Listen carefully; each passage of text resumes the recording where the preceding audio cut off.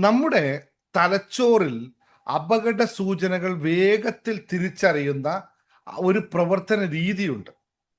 അപകടമെന്ന് തോന്നുന്ന എന്തെങ്കിലും വന്നാൽ ശരീരം ഉടനെ പ്രതികരിക്കും. എങ്ങനെ? ഹൃദയമിടിപ്പ് കൂടും, ശ്വാസം ചെറുതാകും, ശരീരം അങ്ങ് മുറുകും, വയറ്റിലൊരു പിടുത്തം അങ്ങ് വരും, കൈകൾ തണുക്കും, ചിലപ്പോൾ സംസാരിക്കാൻ പോലും ബുദ്ധിമുട്ടാകുന്ന അവസ്ഥയുണ്ടാകും. ഇതല്ലേ യഥാർത്ഥത്തിൽ നിങ്ങൾ ഭയമുണ്ടാകുമ്പോൾ സംഭവിക്കുന്നത്?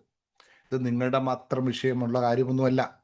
ഇങ്ങനെയാണ് മനുഷ്യനെ സൃഷ്ടിച്ചിട്ടുള്ളത്. മനുഷ്യന്റെ DNA ഘടന ഇങ്ങനെയാണ്. എങ്ങനെയാണെന്നറിയോ?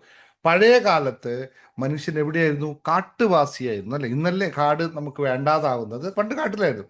ഒരു അപകടം വന്നാൽ അത് മനുഷ്യനെ രക്ഷിക്കാൻ വേണ്ടിയിട്ടാണ് ഇത്തരം ഒരു സിസ്റ്റം അവിടെ ഉണ്ടാക്കിയിരിക്കുന്നത്. പക്ഷെ ഇന്നത്തെ ജീവിതത്തിൽ ശരിയായ അപകടമില്ലാത്തടത്തും മനസ്സ് ആ അലറാം അടിച്ചുകൊണ്ടേയിരിക്കും.